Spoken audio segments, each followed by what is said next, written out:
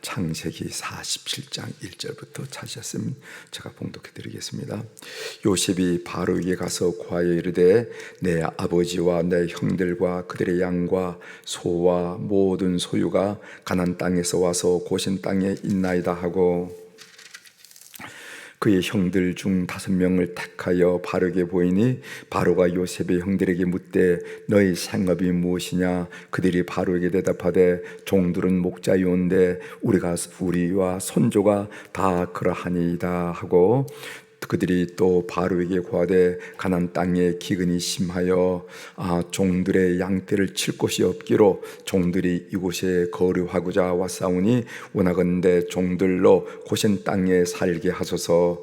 바로가 요셉에게 말하여 이르되 네 아버지와 형들이 내게 왔은즉 애굽 땅이 네 앞에 있으니 땅의 좋은 곳에 네 아버지와 네 형들이 거주하게 하되 그들이 고센 땅에 거주하고 그들 중에 능력 있는 자가 있거든 그들로 내 가축을 관리하게 하라. 요셉이 자기 아버지 야곱을 인도하여 바로 앞에 서게 하니 야곱이 바로에게 축복하며 바로가 야곱에게 묻되 내 나이가 얼마냐? 야곱이 바로에게 이르되 아르되 내 나그네 길의 세월이 130년이니이다. 내 나이가 얼마 못되니 우리 조상의 나그네 길의 연주에 미치지 못하나 험악한 세월을 보내었나이다 하고 야곱이 바로에게 축복하고 그 앞에서 나오니라. 요셉이 바로의 명령대로 그의 아버지와 그의 형들에게 거주할 곳을 주되 애굽의 좋은 땅 람셋을 그들에게 주어 소유로 삼게 하고 또 그의 아버지와 그의 형들과 그의 아버지의 온 집에 그 식구를 따라 먹을 것을 주어 봉양하였더라. 아멘. 12절까지 봉독해 드렸습니다.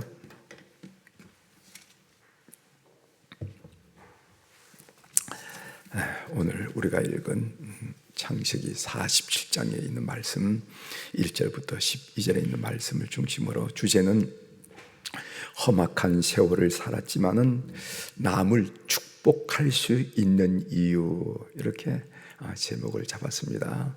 험악한 세월을 살았지만은 어떻게 남을 축복할 수가 있을까 하는 그런 생각을 함께 여러분들과 나누고 싶었습니다. 오늘 본문 내용은 야곱 일가가 70명이죠. 70명. 7이라는 것은 우리가 하나, 둘, 셋, 넷에서 꼭 70명이 됐다라기보다는 7이라는 것은 우리 이스라엘에서는 완전수죠. 완전수. 그러니까 7 곱하기 10 하면 70명인데 10이라는 것은 충만하다, 풍성하다, 그런 의미가 있잖아요. 그래서 야곱의 일가가 70명이 이제 고센 땅에 정착한 내용이 오늘 본문 내용이 되겠습니다. 이제 한번 좀 본문을 좀 살펴보도록 하죠. 1절을 읽어드리겠습니다. 요셉이 바로에게 가서 고하여 이르되 내 아버지와 내 형들과 그들의 양과 소와 모든 소유가 가나안 땅에서 와서 고센 땅에 있나이다 하고, 이제 여러분들이 이제까지 공부한 바대로 이제 야곱의 일가가 애굽 땅에 다 왔잖아요. 여기에 고센 땅이라 하는 내용이 오늘 본문에도 여러 번 나오는데, 이 고센 땅은 요셉이 이미 마음에 둔 땅입니다. 마음에 우리 일가가 오면은 어디에 머물도록 해야 될 것인가 하는 내용인데, 우리 창세기 45장 10절 앞에 짜있는 가문 보십시오. 아버지의 아들들과 아버지의 손자들과 아버지의 양과 소와 모든 소유가 고센 땅에 머물며 나와 가깝게 하소서. 이렇게 요셉이 그 아버지와 형제들에게 하는 이야기를 우리가 볼 수가 있습니다. 그러니까 요셉의 마음에는 우리 일가가 애굽 땅에 오게 되면은 고센 땅에 살도록 해야 되겠다 하는 그런 생각을 가지고 있다고 볼 수가 있죠. 요셉의 그의 가족을 고센 땅에 두기로 생각한 이유가 뭘까? 성경에는 나와 있지는 않지만은 그 이유가 뭘까를 한번 생각해 봅니다. 요셉은 애굽의 총리로서 그의 가족을 궁중 가까이, 그러니까 애굽의 중심부에 둘 수 있지 않았겠습니까? 그렇죠? 지금 바로 왕은 요셉을 전적으로 신뢰합니다. 전적으로. 이제 내일 또 배우겠습니다만은 이제 애굽과 가나안 땅의 기근이 심화됨으로 말미암아 그 모든 전토를 바로가 장악할 수 있을 정도로 그런 근거를 마련한 사람이 요셉이거든요. 그러니까 바로 왕은 요셉을 전적으로 신뢰하는데, 왕이시여, 우리 가족이 모처럼 왔으니까 궁중 안이라든가 궁중 가까운 곳, 소위 애굽의 중심부에 살도록 하면 좋겠습니다. 저도 그동안 많이 그리웠습니다. 뭐 이런 얘기를 한다 그러면은 아마 애굽의 중심부에 살 수 있도록 조치가 취해질 것입니다. 그러나 요셉은 고센 땅을 지목했어요. 이 고센 땅은 어떤 땅이냐 하면은요, 애굽의 변경인데 특별히 애굽의 그 델타 지역의 동북부 지역에 있는 지역이라는 것이죠.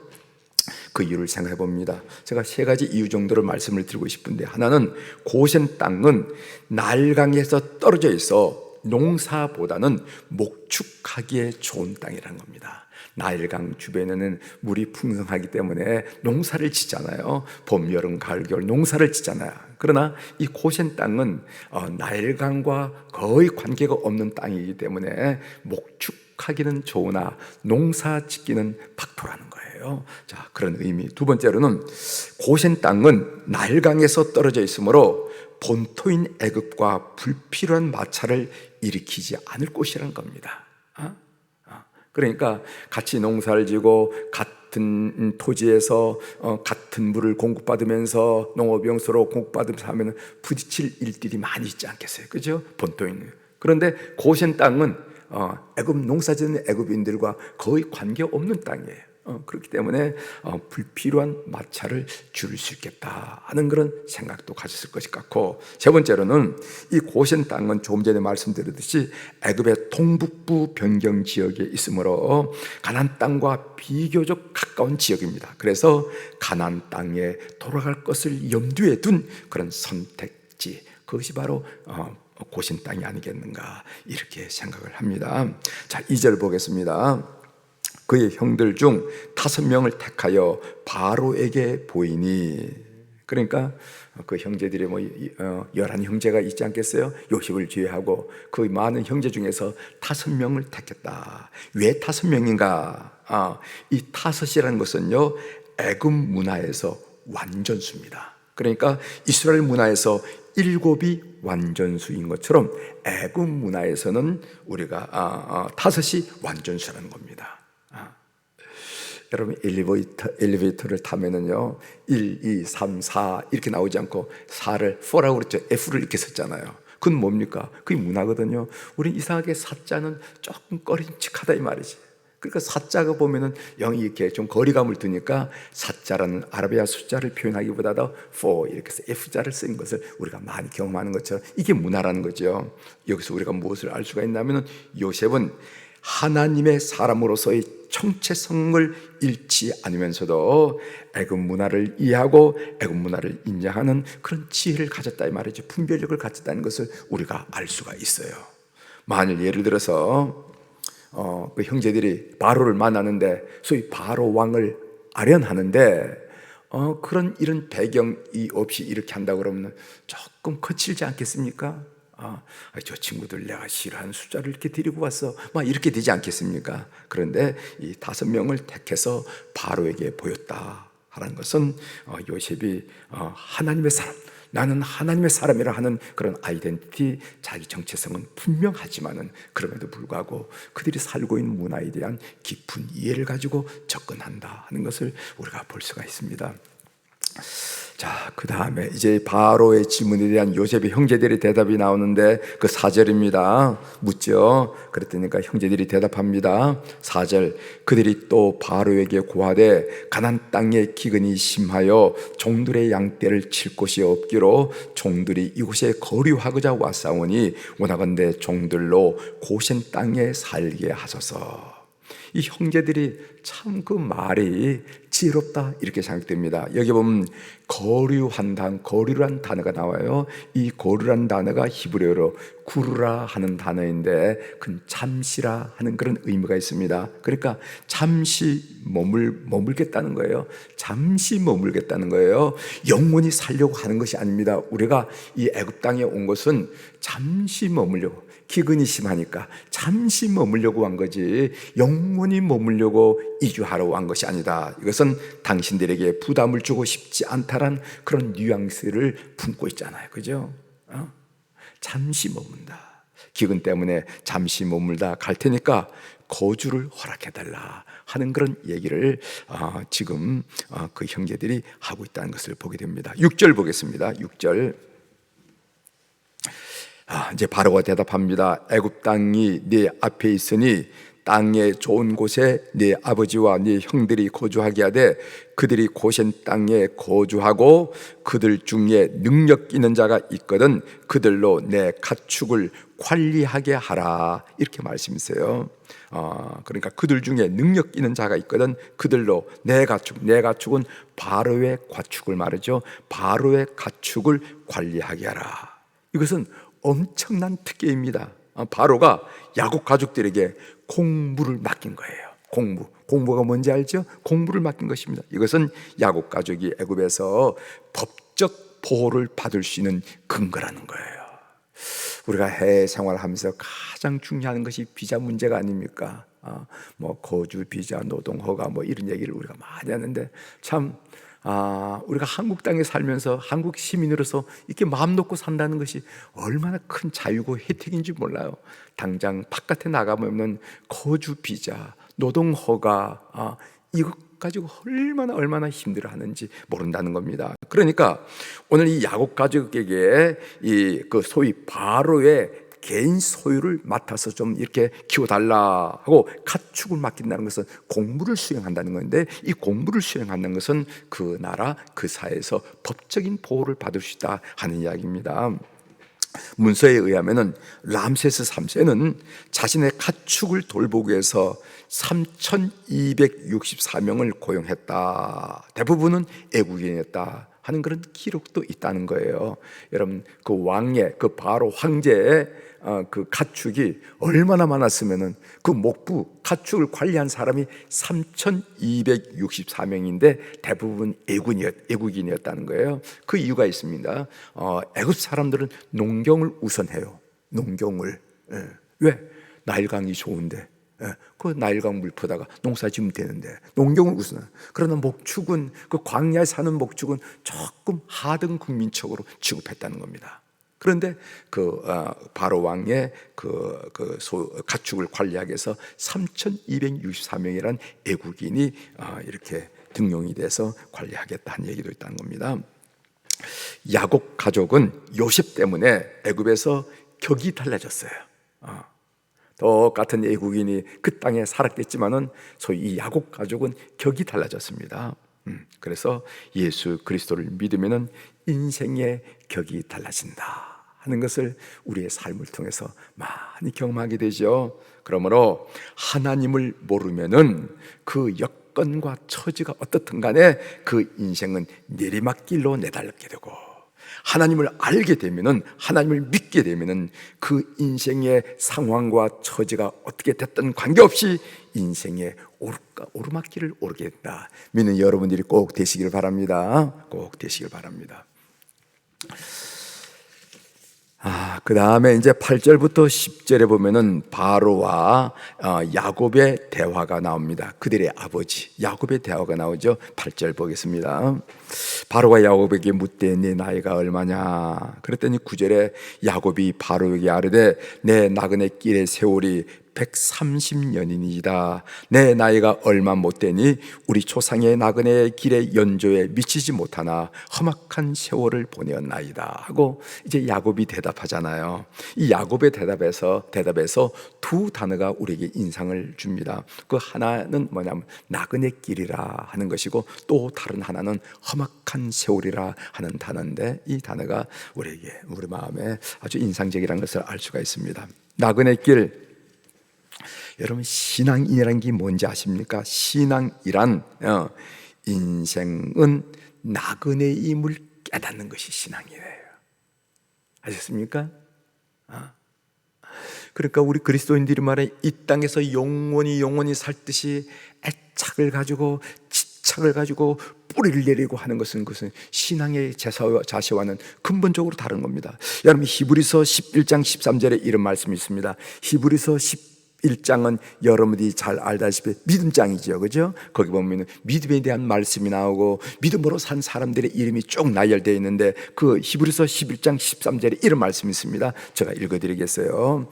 그리스도인이 뭔가, 성도가 뭔가, 믿는 사람의 삶이란 게 뭔가, 이거 거기에 나와 있습니다. 히브리서 11장 13절, 이 사람들은 다 믿음을 따라 죽었으며 약속을 받지 못하였으되 그것들을 멀리서 보고 환영하며 또 땅에서는 애국인과 나그네임을 증언하였으니, 여기 보세요. 마지막 부분, 믿는 사람들은 누군가, 또 땅에서는, 이 세상에서는 애국인과 나그네임을 증언했다. 그리스도인들은 이 세상에서 삶이라는 것은 나그네임을 증언하는 것, 증언하는 것. 이 말에 전 큰 도전이 되더라고요. 도전. 혹시 누군가 나를 봤을 때, 아이고, 목사님은 땅에 뿌리를 내리려고 작정을 했어? 애착을 가지고, 집착을 가지고 영원토록 살듯이 그런 태도를 진 것은 그건 그리스도인의 증언이 아니라는 거예요. 그리스도인은 이 세상의 삶이라는 것은 나그네임을 증언하는 거예요. 증언하는 거예요. 그러면 우리 그리스도인들의 삶의 핵심은 뭔가? 그것은 본향을 찾아가는 것입니다. 본향을. 그래서 히브리서 11장 16절에 이런 말씀이 있습니다. 그들이 이제는 더 나은 본향을 사모하니 곧 하늘에 있는 것이라. 믿으시길 바랍니다. 우리는 누구들인가? 본향을 찾아 길을 걷는 순례자들의, 나그네들의 순례자. 그 본향이란 게 뭐냐? 그것은 곧 하늘에 있는 천국을 말하는 것인데, 이것이 우리 성도 믿는 자들을 규정하고 규명하는 그 얘기라는 거예요. 이 말씀이 여러분들께 크게 은혜가 되기를 바랍니다. 야곱이 나는 나그네 길을 걷는다고 그랬어요. 이것은 야곱의 성숙이라고 생각합니다. 야곱이란 존재가 도대체 어떤 자입니까? 야곱은 뭡니까? 붙잡는 자잖아요. 꼭꼭 두 손으로 붙잡는 자예요. 붙잡아 영원토록 간직하고 영원토록 살도록 집착했던 사람이, 그 야곱의 이름 집착이라니, 집착. 그런데 그 집착을 놓고 이제는 나그네이라라고 다른 사람에게 이야기하고 있다는 거예요. 험악한 세월이란 말입니다. 험악한. 여러분, 인생은 험악한 세월이에요. 그렇습니다. 얼굴 보기에 어떻게 하든 다 이만큼. 우리가 인생을 한다는 것은 배신을 경험하고, 사기를 경험하고, 두려움을 경험하고, 공포를 경험하고, 위기를 경험하고, 고생을 경험하는 그것으로 엮어진 것이 우리의 삶이 아니겠습니까? 다 얘기 들어보면은, 신방을 해서 얘기 들어보면은 겉은 멀쩡해 보이는데 속 얘기를 들어보면은 그 삶 속에 엮여져 있는 것이 있는데, 어떤 것으로요?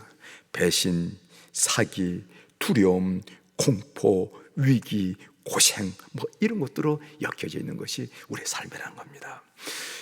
내 삶은 험악한 세월이라 하는 야곱 보세요. 야곱은 20년 동안 에삼촌 라반의 집에서 머슴살이 했던 거, 가나안 땅 세겜에서 디나 사건으로 일가족이 몰살할 위기를 만났던 거, 사랑하는 아들 요셉을 잃어버리고 20년 동안 가슴이 텅 빈 삶을 살았던 거, 이게 야곱의 삶이 아닙니까? 누가 보라 하더라도 참 그 삶이 험악한 삶이지요. 험악한 야곱의 삶뿐이 아니라는 거죠.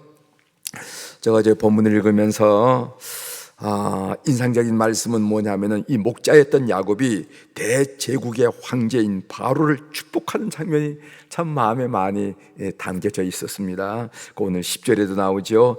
야곱이 바로에게 축복하고 그 앞에서 나오니라. 그 다음에 7절 하반절에도 나옵니다. 이미 야곱이 바로에게 축복하며 축복을 했다는 겁니다.